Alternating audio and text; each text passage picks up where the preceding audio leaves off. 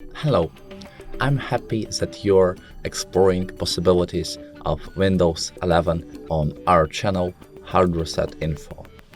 Today, I will tell you how to show file extensions in Windows 11. So, firstly, you have to click on the File Explorer application on your taskbar. Here, on the top of the window, you will see button View. Click on it. On the bottom of this list, you will see option Show. You should also click on it. This will provide us to pop-up list of functions. And here we have functions that we need.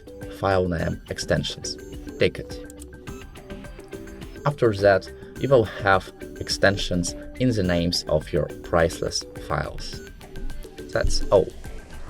If this video was helpful, please leave a comment, hit subscribe and like buttons, and the most important thing, have a great day.